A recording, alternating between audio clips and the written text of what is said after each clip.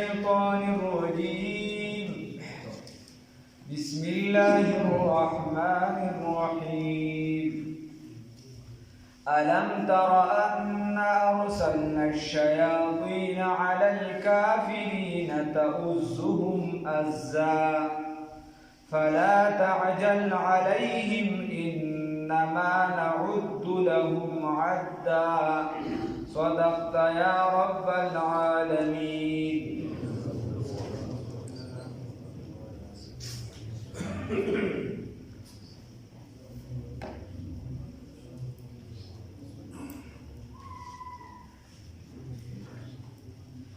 دی آیات کې الله رب العزت فرمایي الم تر آیات نګوري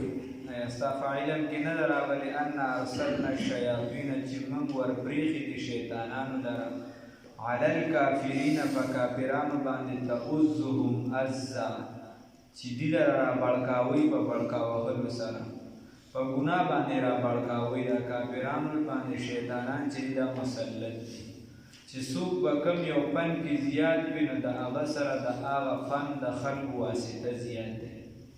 څوک چې دی لواري نو د سره د لوارانو واسطه زیات دی ترکاڼي د ترکاڼانو واسطه ورسره زیات دی څوک کم فن کې لګی دی واسطه ورسره زیات دی نو شیطان د کافران چې دي دا په شرک او بتپرستۍ کې اخته دي د شیطان واسطه ورسره زیات ده او دې پکې د نورو ګناهونو را بړکاول پکې کوي ګناهونه پکې راوچتې چې دا ګناه وکړه دا وکړه دا وکړه الله رب العزت وایي دا به موږ ورپرېږدي الم تر آیات نګوري انا ارسلنا یقینا موږ ورپرېښي دي الشیاطین شیطانانو لره علی الکافرین اصل کې معنی د ارسلنا لیږلي دي موږ مطلب دا شو چې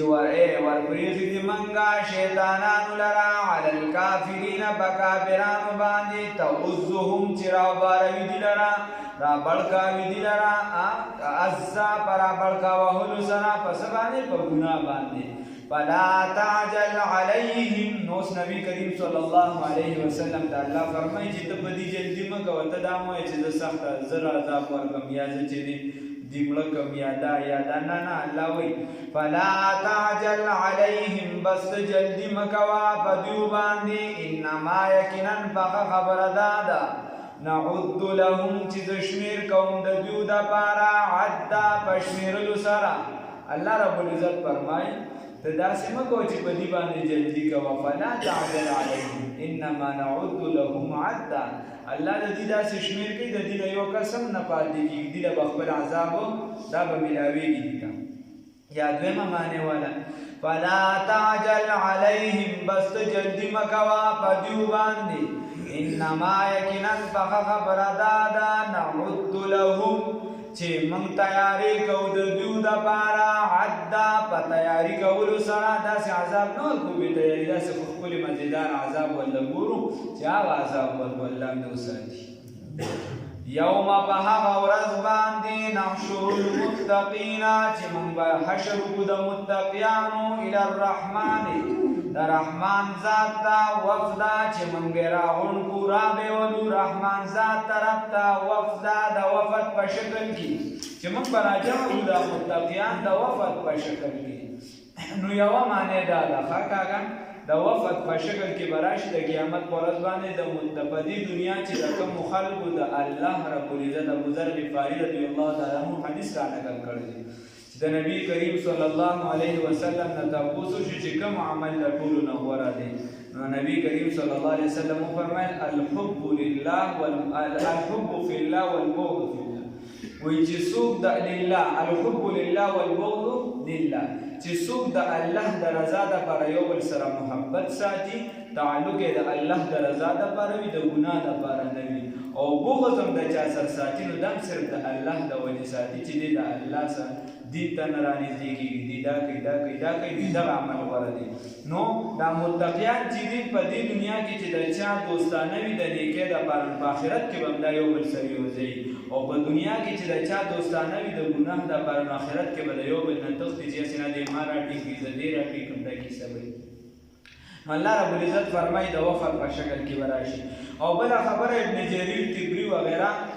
دا را نقل کړې ده او در منصور چې دا روایت کړی یعنې ده بس لیکلې دی ده راوړی دی هغه دا ده چې کله نبی کریم صلی الله علیه وسلم ته د معراج په شپه باندې چې دی براق پیش کړی شو،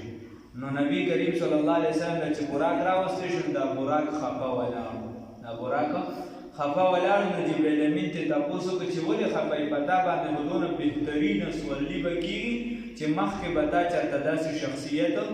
نه وي لیدلی. نو هغه ورته ووایي چې په دې زه هم خبر یم، خو خفه په دې یم چې په دې جهان کې خو به دې په ما سورلي وکړي، خو چې کله د قیامت فیصله وشي نو جنت کې به چې دی بیا دا نبي کریم صلی الله علیه وسلم په چا باندې سورلي کوي، د دې راته پته نشته. نو هغه ولله د الله نه سوال وکړه چې یا الله د ده ډېره زیاته مینه ده، لهذا دې وګرځه. نو الله سوال قبول کړ، ورته چې بس تا باندې به سورلي کوي. یوه بیا چې دې خوا وکتل نبي کریم صلی الله علیه وسلم ډېر زیات خفه و. هغه ته وایي چې ته ولې خفه یې؟ هغه ورته وایي ده دې براق ورته دا خبره وکړه چې د قیامت په ورځ کله نبي کریم صلی الله علیه وسلم د قبر نه راپاڅولی شي چې بیا به په کوم براق باندې ځي، بیا ماته دا پته نشته. خیر هغه سوال وکړو. نبی کریم صلی الله علیه وسلم ډېر زیات خفه و. ورته وایي ته ولې خفه یې؟ نو هغې ورته ووایي چې زما دپاره خو به سورلي شي، زه خو به په سورلۍ باندې ځم او زما د امت په دغه شان میدان محشر ته را رواني. دا چا وی؟ نبی کریم صلی الله علیه وسلم कि मोहम्मद से वफा तूने तो हम तेरे, ये जहाँ चीज थी क्या लोह कलम तेरे, और सादा फरस सनक. خیر نبی کریم صلی الله علیه وسلم متداوی نو الله رب العزت ویدا آیات را نازل کړو. دور منصور ولوی چې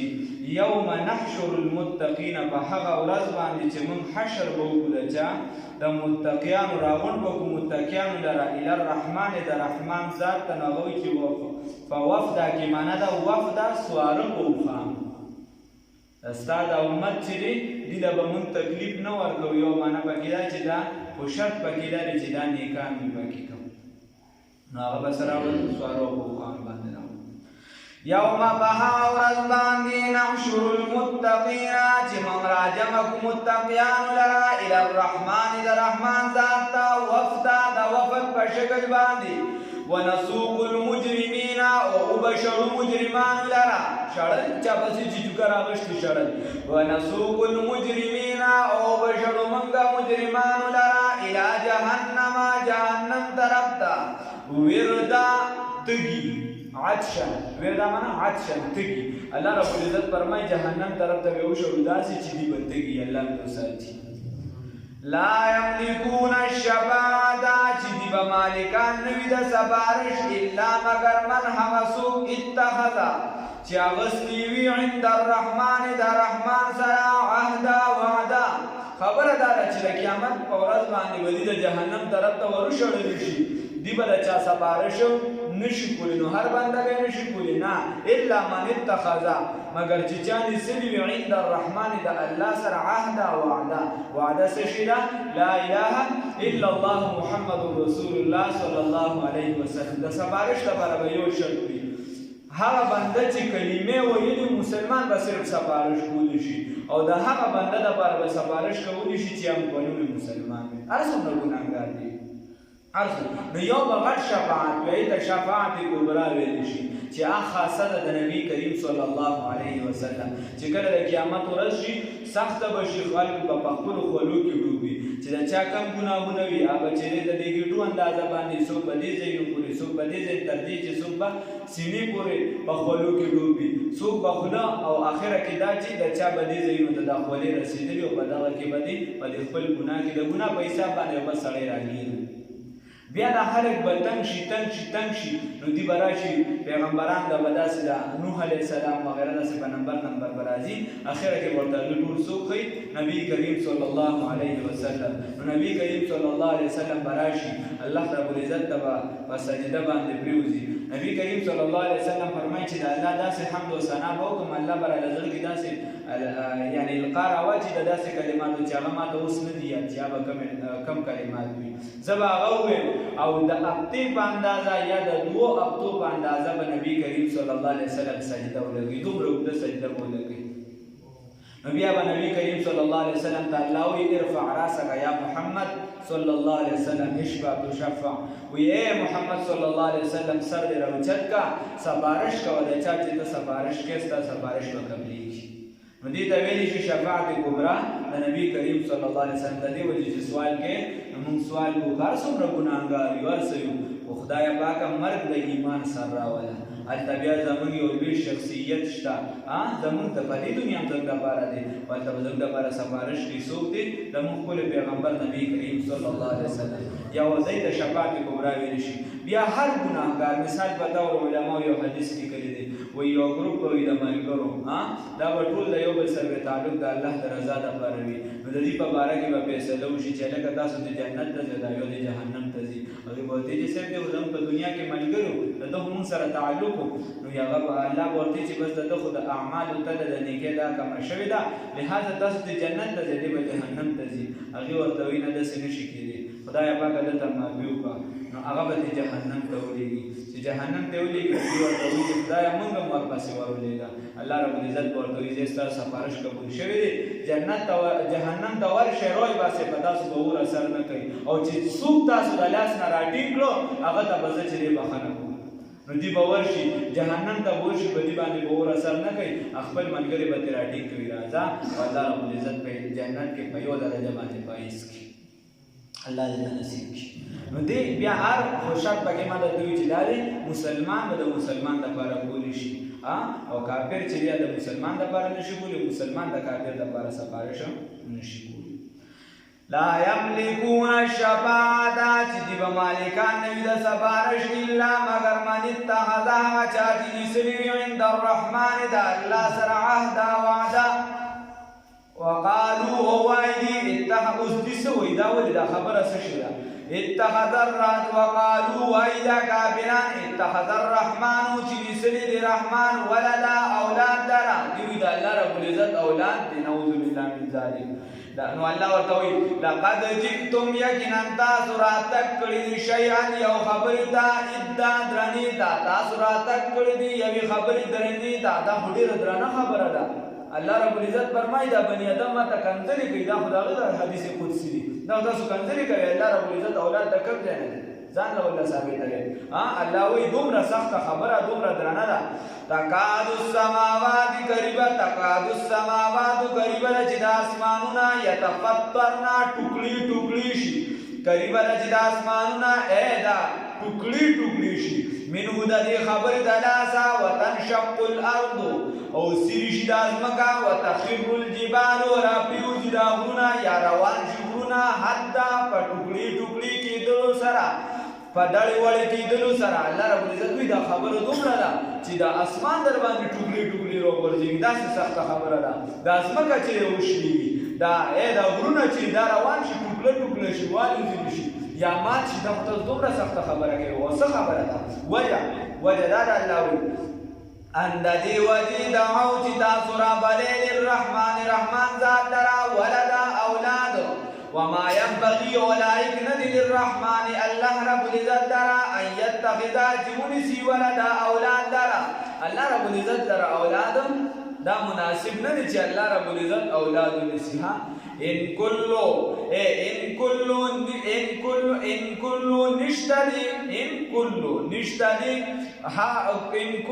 نشتدي طول من حغسوب ان كل نشتدي من حغسوب في السماوات چې باسمانونو کې دي ان كل نشتدي طول په ټول من حغسوب في السماوات چې باسمانونو کې دي ان كل نشتدي طول په ټول من حغسوب في السماوات چې باسمانونو کې وي والارض پسمکه کې الا آت الرحمن عبدا مگر راضی با الله رب العزت تا په بندګۍ کې څومره چې كل من في السماوات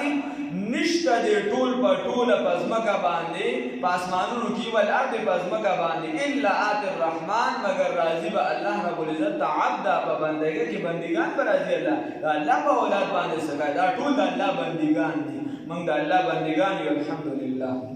لقد احصاهم یقینا راګیر کړی دی الله رب العزت دیولرا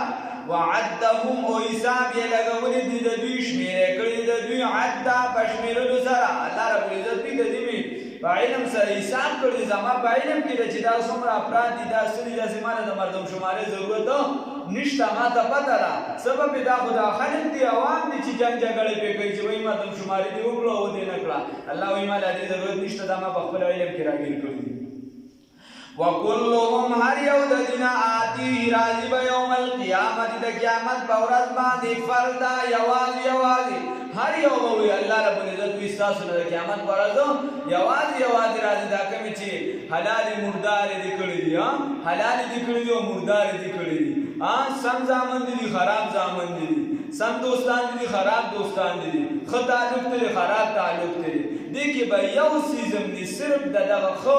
د حرامو د مردارو حلال نه به حلال ستا چې کوم بندوبست وي د ښه دوستانو نه خرابو دوستانو به ستا ښه دوستان پکارېږي د بد عمل او ښه عمل نه به ستا ښه عمل پکار راځي دا یو به مکمل پاتې شي خو په بعضو موقعو باندې به ته ایکي یوازې او د دغې حساب به د الله سره بیا که څوک راګیر شو نو چېرته به ورله ملګري راځي چېرته به څه راځي چېرته به څه راځي چې د الله خوښه شي الله دې رانصیب کړي د نیکۍ ته وکلهم هر یو د دین آتی راځي به یوم القیامت په ورځ د قیامت فردا یوازې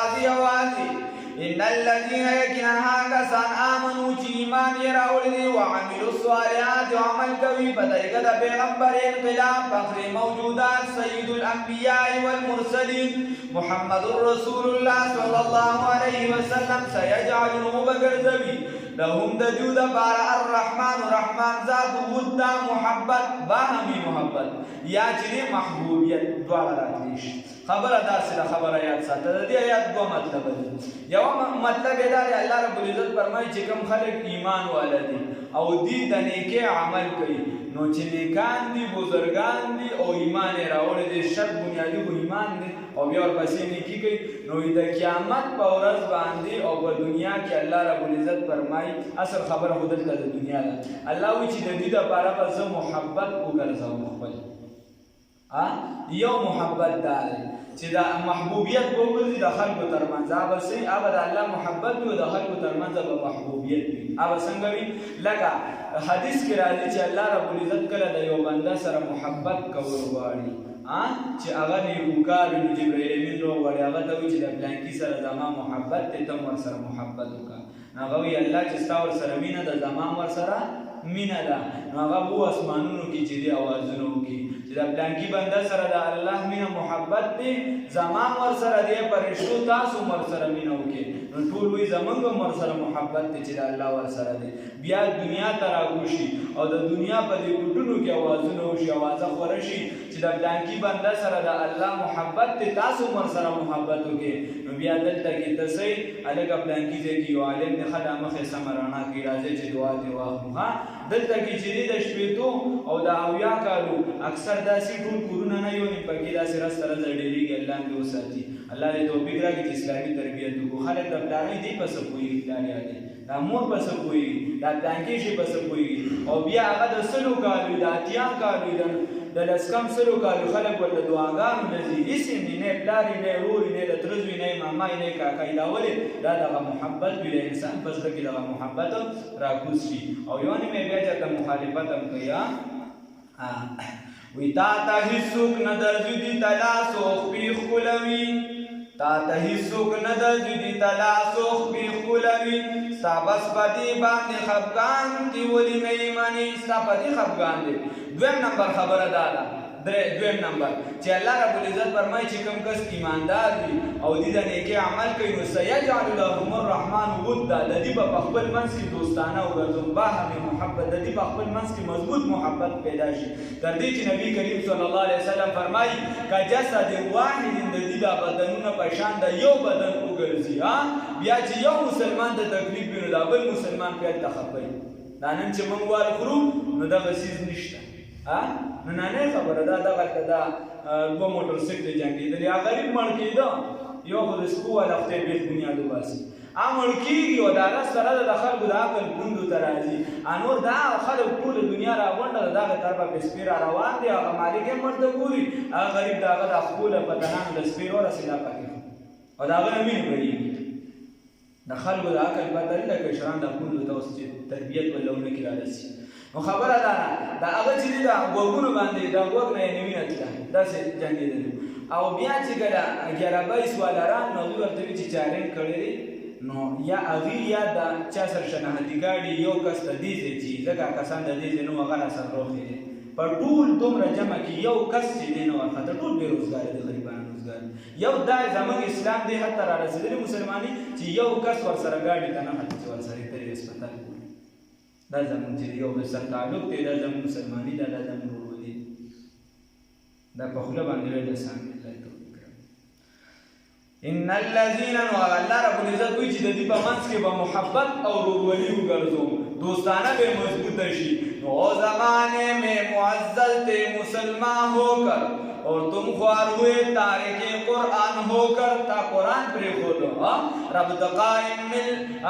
فرد قائم رب ملت سے تنہا کچھ نہیں موجہ دریا میں اور بیرونی دریا کچھ نہیں دا ډاکټر خالد سمروشي رحمه الله چې کوم اخري نصیحتونه لیکلي نو یو په ډایره کې ورته دا شعر لیکلي بچو ته دا اوس چې کوم دي پاډې ماډې دا کیسې چې دي نو یو ورته دا لیکلي فرد قائم رب ملت سے تنہا کچھ نہیں موج ہے دریا میں اور بیرونی دریا کچھ نہیں ان الذين يكننا كسان امنوا چې ایمان راوړل او عمل کوي په طریقه د پیغمبر انقلاب صلی الله علیه وسلم سيجعل لهم الرحمن ذو بکر دوم دي درا ودا دوستانا فإنما بس یقینا بغه خبره دادا یسرنا او چې آسان بکرم دي درا آسان بکرم دي درا دا قران پاک به لسان کا بج بستا باندې آیا دا سی ویا فإنما بس یقینا بغه خبره دادا یسرنا او چې آسان کړم دي قران پاک درا بلسان کا بجب مبارک استابانی اے نبی کریم صلی اللہ علیہ وسلم دا قرآن نصد پارا دی تو بشر دا پارا دی چیزی ورکی دا خوشحالی خبر ورکی بیہی پدی سرا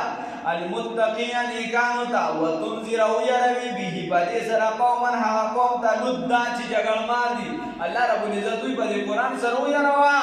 هغه خلک چې څوک جګړې کوي دا جګړ مار به ویروا نو د جګړ نه ځان بچ ساتي دنیا کې د نفرتونو خورېږي چې څومره خبرې کوي وایي دا جګړو نه ځان لرې ساتل دي نو دونه په جګړو کې ورلوبېږي نو الله رب العزت دې توفیق راکړي چې بچ شو وکم اهلکنا او څومره ډېر هلاک کړي دي موږ قبلهم وړاندې د دوی من قرن د جماعتونو الله وایي څومره ډېر جماعتونه موږ د دین وړاندې هلاک کړي دي هل تحس منهم آیات محسوسوي منهم داویونه الله وایي دومره هلک مې هلاک کړي دي دومره هلک مې دنیا نه بوتلي دي آیات محسوسوي داویونه هل تحس آیات محسوسوي منهم داویونه من احد یو بنده چې کوم د دنیا نه تللی ته یو بنده محسوسې ستا پلار تللی دی ستا نیکه تللی دی ورپسې داسې ده یا چې کوم قومونه هلاک شوي دي په څومره ځمکو باندې ته تاریخ ګوره او تسمعو یا اوری لهم دهوی رجزا د خپو کشارې هلکه پلار نیکه دې تللی دی مور دې تللی ده ورور دې تللی دی داسې ورپسې ځه نو ته د چا د خپو کشارې قدرې محسوسې هغه کمره به موجوده وي هغه کور به موجود وي هغه کلي به موجود وي علاقه به موجوده وي الله رب العزت وي د خپو کشارې قدرې نه ورې چې کم مال لرکړي راشه د نر زوی ښه تېراوئ محمد غوندې صاحب د دنیا لاړو دا دنیا ویرانه نشوه په هجران لو كانت الدنيا تدوم لواحد لكان رسول الله فيها مخلدا مخبره دا الله رب العزت وای ډیر هلک مې هلاک کړي دي ته محسوسوي مغینا او نه چې دی اغینه د خدای د حقوق اشاره قدر نه وره لہذا الله رب العزت وای د دین طرف تراشه دین خپل کا او د دین خلاف مرازه چې د قیامت د سخت درته بیان نبی الله رب العزت اسانی را نصیب